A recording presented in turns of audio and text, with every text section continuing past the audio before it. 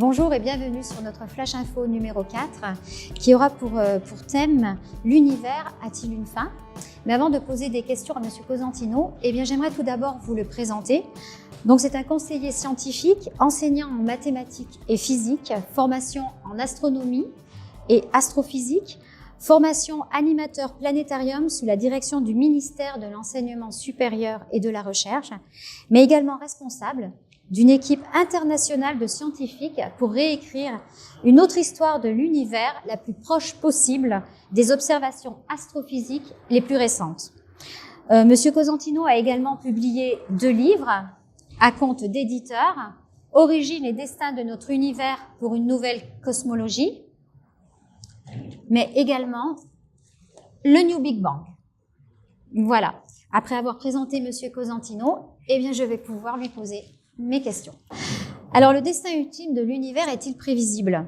Alors, c'est une question très importante qui mérite toute notre attention, car des millions de personnes se posent cette question, Monsieur Cosentino, et elle concerne tout de même l'avenir de notre univers. Alors? Et dans un sens, le nôtre. Bien sûr. Alors, Monsieur Mario Cosentino, que nous disent les récentes découvertes sur la prévisibilité du destin ultime de notre univers? Alors, parler de prévisibilité du destin donc ultime de notre univers, c'est parler de soit que notre univers, il va vivre, alors vivre entre guillemets parce qu'il n'est pas biologique comme nous, soit on a affaire à une vie de l'univers, et il faut ajouter le qualificatif thermodynamique, soit alors il doit mourir d'une façon thermodynamique. Alors, est-ce qu'il va vivre de façon thermodynamique ou est-ce qu'il va mourir d'une façon thermodynamique? En d'autres mots, si l'univers, par exemple, on parle de mort thermodynamique, il y a 2 possibilités, 2 théories pour l'instant. Soit il meurt par le chaud, soit il meurt par le froid. Alors, pourquoi ces 2 destinés pour l'instant? Soit par le chaud, soit par le froid. Puisqu'on parle de chaleur et de froid, on est bien dans la thermodynamique. Oui, d'accord. Alors, un univers qui meurt par le chaud ou par grillade, donc ça marque mieux donc nos explications, c'est un univers qui est au départ en expansion, il arrête son expansion et il se contracte. En se contractant, la température va monter. Donc du coup, il meurt par grillade. Maintenant, si l'univers s'expand indéfiniment, comme on l'a vu dans le Flash Info numéro 3, il y a la possibilité que l'univers s'agrandit tellement que les galaxies s'éloignent tellement les unes des autres qu'on ne les voit même plus. À la limite, on aurait même un ciel où il n'y a plus d'étoiles. Tout s'est éloigné. Et là, l'univers va se refroidir parce qu'il n'arrête pas de s'agrandir et il meurt par congélation. Alors, par grillade ou par congélation? Est-ce que c'est prévisible? Alors là, je vous arrête parce que il faut que notre public nous suive. Que voulez-vous dire par mort thermodynamique? On verra la suite plus tard, mais c'est quoi pour vous la mort thermodynamique? Alors, la mort thermodynamique, c'est un principe en physique qu'on appelle la seconde loi de la thermodynamique. Cette mort thermique est basée sur le fait que, alors, je vais employer le mot technique pour cette seconde loi thermodynamique, c'est l'entropie. Ah oui, on en avait déjà parlé de l'entropie. Oui, voilà, parce que mort thermodynamique, c'est une rallonge, c'est le principe physique qu'on appelle l'entropie. Alors, l'entropie, bien sûr, si on regarde un petit peu l'étymologie donc grecque, c'est retour en arrière. L'entropie, c'est le retour en arrière, parce que pour certains, les phénomènes physiques, soit ils sont réversibles, soit ils sont irréversibles. Alors, je vais prendre un exemple d'une irréversibilité. Si je prends un verre, il est ordonné, il est organisé. On peut même y faire des échancrures, mais si je le tombe par terre, il va y avoir du désordre. Or, est-ce qu'il est possible que les morceaux, si on attend bien sûr des milliards d'années, il est logique de s'attendre à ce que les morceaux se recollent et reforment le verre? C'est ça. Bien sûr que non. Donc, soit un phénomène physique est réversible, c'est-à-dire que je tombe mon verre, il se casse et les morceaux se recolle, ça nous rappelle un petit peu les films, les images à l'envers. Ouais. Soit alors, c'est irréversible, c'est que lorsque j'ai cassé mon verre, c'est terminé. Alors, revenons à l'univers, l'entropie. Alors, l'entropie de l'univers, donc c'est le retour en arrière, c'est une loi qui dit que plus le temps passe, et plus l'univers va tendre vers le désordre. Donc, il va se dégrader. Et qui dit dégradation, dit mort. Or, que voyons-nous autour de nous? Nous voyons autour de nous que la vie est faite ainsi, quand on regarde la biologie des choses, hein, quoique, on va ouvrir des parenthèses, on commence par des choses qui sont simples et on va vers des choses qui sont complexes. Alors, la question est celle-ci. Est-ce que l'entropie, aujourd'hui, parce que nous avons l'entropie du 18e, donc 19e siècle, Oui. où il y avait donc ici donc Ludwig Boltzmann qui lui dit que il est possible que les choses soient réversibles. D'accord. Alors qu'il est entouré de scientifiques qui disaient non, les choses sont irréversibles. Vous parlez de Monsieur Boltzmann, Voilà. Mathématicien, physicien, philosophe, Exact. né à Vienne en 1844 et mort en 1906 en Italie. C'est celui-ci. Exact. D'accord. Exact. Et nous devons une formule, justement, qui est assez précise là-dessus. Donc, pour lui, il était possible qu'il y ait donc réversibilité. Pour d'autres, plutôt l'irréversibilité.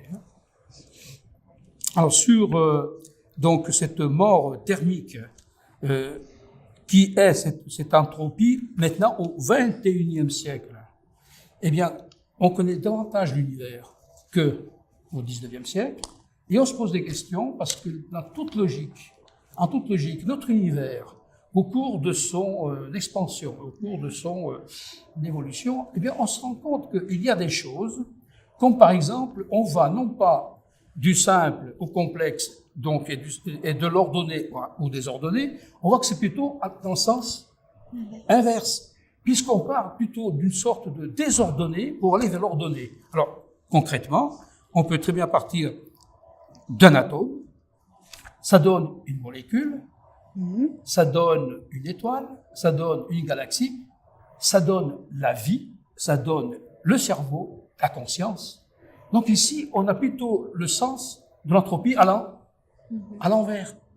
On part de quelque chose qui est simple, et au lieu de se dégrader, au contraire, ça se complexifie, et même c'est plus intelligent.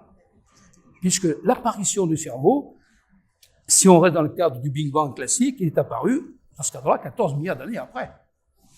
Donc il y a des phénomènes qui vont à l'encontre de l'entropie qu'on croyait en majorité au XIXe siècle.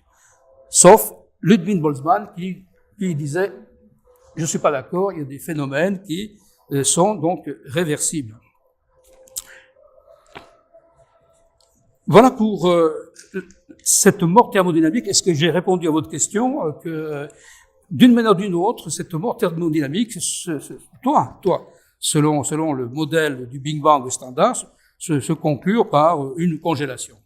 Donc l'entropie, c'est bien, pour résumer, la mesure du désordre. Et on a même une valeur précise là-dessus. Ah oui? Laquelle? Oui, ça se calcule par la formule de Boltzmann. D'accord. Alors je pense que vous aimeriez savoir... Ah bah oui, tant qu'à faire. La valeur. Voilà, donc voilà, cette valeur-là, pour ceux qui veulent prendre une petite note, 2,5 puissance 10 moins 21 joules par Kelvin. Alors une fois de plus, on encourage nos lecteurs, notre public à aller voir sur Internet. Oui. Qu'est-ce que l'entropie, la formule de Boltzmann, et à quoi elle ressemble donc cette formule? Elle va dépendre de la quantité de matière, puisque par définition, plus la matière est importante et plus donc il y aura du désordre dans ce sens-là. D'accord. Donc évidemment. Alors pour notre public, puisqu'on dit que l'univers a depuis le Big Bang un âge de 13,8 milliards d'années, je confirme. Est-ce que cela veut dire qu'il est maintenant dans un état complètement désordonné? une question qui vraiment mérite des recherches très approfondies. Ouais. Alors, on a vu tout à l'heure qu'il y a possibilité qu'avec l'univers, il y a une réversibilité pour certains phénomènes. Alors, qui dit complètement désordonné? Alors, aujourd'hui, on est une équipe de chercheurs. Nous ne sommes pas une majorité. Où nous posons la question, est-ce que l'univers ne serait pas un gigantesque ordinateur? C'est-à-dire que plus le temps passe, plus il s'organise en conséquence. Tout à l'heure, on a parlé des fractales. Ouais. Une fois que la donnée fractale est atteinte, l'univers arrête son expansion, une programmation. Donc, je ne vais pas aller plus loin par rapport à ça. Donc, la réponse est oui. C'est oui, mais en même temps, c'est non. Alors, c'est oui. Si on se base sur le 19e siècle, et c'est non si on se base sur les observations du 21e siècle. Donc, c'est oui ou c'est non? Alors, parce que là, notre public va se perdre un petit peu. Alors, très très bien. Alors, c'est oui. C'est oui, selon les observations du 21e siècle par rapport à l'univers. Mais il n'y a pas que l'observation de l'univers qui nous amène à cette conclusion. Alors, j'aimerais citer rapidement sur le problème de l'entropie. Oui. Alors, on répète, l'entropie du 18e, 19e siècle disait, voilà, l'univers va de plus en plus être désordonné. Oui. Donc, au 21e siècle, la question maintenant de la réversibilité, elle est posée. Il n'y a pas la réponse définitive, mais la réflexion veut que maintenant, on peut se poser la question que finalement, l'entropie de l'univers ne pourra peut-être pas amener l'univers à sa mort thermique. Il y a des phénomènes réversibles. Alors, j'encourage, voilà, tous ceux qui veulent approfondir cette question d'entropie, mais au 21e siècle, où les choses peuvent être donc réversibles. Mais là, on parle que d'univers. Voilà pourquoi tout à l'heure j'ai dit non et oui. Tout dépend à quel siècle on vit. Alors, Monsieur Cosentino, il faut nous en dire un petit peu plus, parce que là, je pense qu'on va perdre des auditeurs. Un coup, vous nous dites oui, un coup, vous nous dites non. Quelle est la réponse? Oui ou non? Eh bien, les deux à la fois. Alors, le principe de l'entropie, tel qu'elle est définie au 19e siècle, c'est catégorique, l'univers doit mourir, puisqu'il n'y a pas de phénomène de réversibilité. Mais au 21e siècle, la réponse est oui, dans le sens que l'univers peut très bien vivre éternellement, garder sa température au niveau constant par des phénomènes réversibles. Alors, oui et non, on peut le caser dans les deux siècles. Tout dépend maintenant à quel siècle on vit. Donc l'entropie du 19e siècle n'est pas l'entropie du 21e siècle. Il y a les avancées, voilà, d'observation technologique. Et nous avons maintenant, on peut ajouter, parce qu'on a parlé du Big Bang, on peut ajouter maintenant que l'entropie, elle est réversible, elle est super étonnante quand on regarde la biologie. Puisqu'on a vu tout à l'heure qu'il a fallu 14 milliards d'années pour qu'apparaisse le cerveau, l'intelligence. Alors, j'ai sur moi un livre.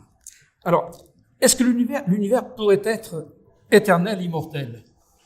Au XXIe siècle, la réponse peut être oui. Il peut se pérenniser donc pour l'éternité. Mais la vie? Alors, je peux ouvrir le livre et lire les pages. Il vient de sortir un livre d'un biologiste, généticien, donc spécialiste, qui a découvert donc l'autoréparation de l'ADN. Et pour lui, le code de l'immortalité est possible. C'est-à-dire que la vie peut se perpétuer éternellement. Alors, je ne vais pas vous lire tout le livre, mais là, il est question de, par exemple, voilà, pourtant il existe dans la nature, on n'est plus dans l'univers, des êtres vivants exceptionnels, ils semblent immortels. Non seulement la mort n'est pas inscrite dans leurs gènes, mais ils sont capables de se régénérer après une phase prolongée de mort clinique et de ressusciter sans dommage. Alors, je cite qu'un exemple. C'est la méduse immortelle. Elle existe. On l'a découverte il y a quelques années de cela. On l'a étudiée d'une manière génétique et biologique. Eh bien, c'est une méduse qui ne meurt pas. C'est-à-dire que, avant de, en guillemets, mourir, elle se régénère, elle se réorganise et elle repart en vie. D'accord. Et ceci se fait perpétuellement. Le seul obstacle, c'est nous, parce qu'on pollue la planète, on pollue donc les océans, on fait obstacle à sa recherche de nourriture, elle meurt parce qu'elle n'a pas suffisamment d'aliments. D'accord. Mais l'exemple de la méduse immortelle, l'exemple d'autres animaux. Donc finalement, l'entropie, elle est réversible. Je n'ai pas de définition de ce qu'elle dit l'entropie, on doit mourir. Que ce soit l'univers, que ce soit l'être humain, on doit mourir. Eh bien, les choses sont en train de changer. Autre chose. L'entropie du 19e siècle, elle précise que pour qu'il y ait augmentation du désordre, il faut que ce soit appliqué à un système qui soit isolé et fermé. Alors, il est vrai que jusqu'à récemment, on pensait que notre univers était unique. Unique. Bon, je ne parle pas des multivers, parce que là, on est dans le super... Pour moi, c'est plus de la philosophie qu'autre chose. Hein. Mais si on regarde cette idée d'un univers qui est unique, il est vrai que l'entropie pourrait s'appliquer. Mais la question est celle-ci. Est-ce que le Big Bang a-t-il donné naissance à un univers? Parce que si le Big Bang aurait donné naissance à deux univers, nous ne sommes plus dans un système isolé où pourrait s'appliquer la thermodynamique du 19e siècle. Alors, selon nos travaux de recherche, les équations, les formules, le Big Bang n'a pas donné naissance à un univers, mais à deux univers. Donc, on n'est plus ici dans un univers qui est isolé, mais qui est, on va dire, en couple avec un deuxième univers. Donc, du coup, ici, le principe de la thermodynamique ne fonctionne pas. Parce qu'il faut que ce soit qu'un système. L'entropie ne s'applique qu'à un système isolé et fermé. Dans cette hypothèse, dans cette théorie-là, on a fait deux univers. Donc, du coup, ça rejoint l'idée de Boltzmann du 19e siècle que les choses peuvent être réversibles. C'est-à-dire qu'un univers peut très bien alimenter l'autre et vice-versa. Mais ça, on verra quand on parlera des fractales, quand on verra donc... Dans une prochaine émission, d'accord. Et oui. Donc, je pense que le public prend conscience que on a affaire à l'entropie du 18e, 19e siècle, l'entropie du 21e siècle, avec la possibilité qu'on a un univers, voire même là, deux univers, qui s'entretiennent l'un et l'autre pour l'éternité, avec une température donc constante. Pour ça, ce sont des éléments qui sont, c'est vrai, donc nouveaux. Hein. Bon, sinon, que notre univers soit statique, on en a parlé dans le flash numéro 3, on ne va pas y revenir, parce que pour que l'univers soit éternel, il faut plus qu'il soit en expansion. Parce qu'en étant statique, la température demeure constante. Comme notre corps humain, et c'est réglé pour 37 degrés, et c'est une température qu'on appelle intrinsèque, ça fait partie de notre système humain, notre corps humain. Mais l'univers c'est pareil, sa température, c'est la température du fameux vide quantique, qui est une température intrinsèque. Mais il ne faut plus qu'il soit en expansion. Donc tout cadre à merveille, tout semble logique et cohérent pour que l'entropie, eh bien, ne fonctionne pas dans notre univers. Alors, pour terminer, mon public me connaît là-dessus. Quand mon public lit nos articles, hein, il voit qu'à chaque fin d'article, je mets pas de mort thermique pour notre univers. Alors il me dit, mais pourquoi chaque fois, M. Cosentino, met cette phrase? Parce que je connais, par définition, mes travaux de recherche, et cette phrase est la devise de notre théorie du modèle d'univers qu'on appelle le New Big Bang fractal. Alors, j'ai le plaisir de terminer ce flash info numéro 4 par cette devise que je pense avoir maintenant justifiée, hein, que pour notre univers et pour le second univers, hein, donc pour notre univers, pas de mort thermique pour notre univers. C'est la conclusion de la théorie du New Big Bang, qui est finalement très positive. Ça sera votre dernier mot. C'est mon dernier mot. C'est parfait.